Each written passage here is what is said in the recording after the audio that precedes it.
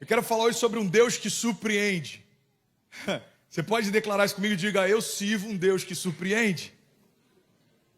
Diga, eu tenho um Deus que surpreende. Sabe o que é maravilhoso em servirmos a um Deus que nos surpreende?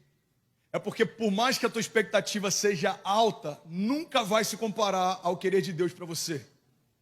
É quando os nossos sonhos se esgotam que a vontade de Deus muitas vezes começa. Eu conheço muita gente que tem vários sonhos naturais e que é quase como se Deus saísse de cena dizendo para a gente, filho, quando os seus sonhos naturais se esgotarem, eu começo a fazer o sobrenatural na tua história. Alguém já viveu isso em algum momento? A gente faz listas, a gente faz projetos, sonhos. Eu fico imaginando Deus do alto do trono dele, olhando para aquilo que a gente está sonhando, achando que vai ser o ápice da nossa história. E ele rindo, como um bom pai, não com uma risada de sarcasmo, mas como alguém que olha para uma criança e fala, não sabe de nada ainda, inocente. É como Cecília falando sobre os sonhos que ela tem para o futuro, e eu tenho uma percepção muito pequena ainda daquilo que Deus vai fazer através da vida dela. E é gostoso de você ouvir alguém que ainda não tem ideia da porção que carrega, falando sobre o que pode ser o ápice da sua história. Irmão, eu vim aqui liberar algo sobre você, e se você recebe nisso, levante sua mão em nome de Jesus. Eu declaro que tudo aquilo que você já sonhou que viveria, não se compara com uma porção daquilo que Deus declarou que Ele faria. Você crê nisso? Deus é poderoso para fazer infinitamente mais do que tudo aquilo que pedimos ou pensamos, segundo o seu poder que em nós atua. Ele sempre faz mais do que esperamos, irmão. E é esse Deus que a gente serve. Por que eu quero falar sobre um Deus que surpreende? Porque eu tenho percebido muita gente apática em relação à expectativa daquilo que Deus pode fazer. Irmão, uma chave que Deus liberou para mim alguns anos atrás, e se alguém não ouviu, se for a primeira vez, pega essa chave e se agarra a ela. A verdade é que o Evangelho não tem a ver com diminuirmos as nossas expectativas.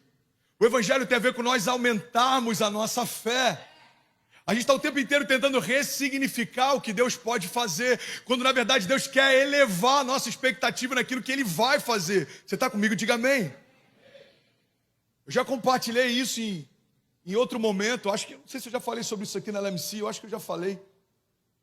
Os meus pais, eles não, durante uma época da nossa família, os meus pais quebraram, e eu estudei em escola particular a vida inteira. Então eu estudava com pessoas que tinham muito dinheiro, mas a minha família não tinha mais dinheiro. E eu lembro que eu estudava por alguns meses, e os meus pais iam deixando a mensalidade acumular. E aí no final do ano, a gente se mudava para os fundos do escritório do meu pai e alugava a nossa casa. Então, com o dinheiro da alta temporada lá em Cabo Frio, meus pais pagavam a escola e eu voltava a estudar no ano seguinte. Então, era comum para mim estar junto com pessoas que todas as férias voltavam da Disney. E eu voltava do escritório do meu pai. E aquilo era louco para uma criança entender, porque eu estou com eles, mas não tenho acesso ao que eles têm. Eu convivo com eles, mas eu não tenho a menor ideia do que eles estão falando. Então, todas as férias, eles voltavam da Disney, alguns da Disney de Paris, alguns de outros lugares. E eu achava incrível, e eu nunca tinha ido nem para o Paraguai comprar um PlayStation falsificado, se alguém está me entendendo. Essa era a minha realidade.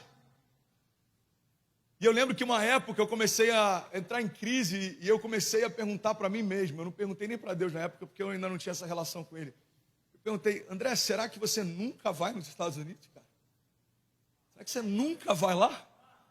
Porque eu via séries americanas, eu via filmes americanos, eu consumia essa cultura e eu falava, eu queria só conhecer Nova York, eu queria poder andar no Sorro, eu queria poder tomar um café lá no Central Park, sentado naquele banco, no meio do outono. Eu falei, Deus, será que eu nunca vou lá?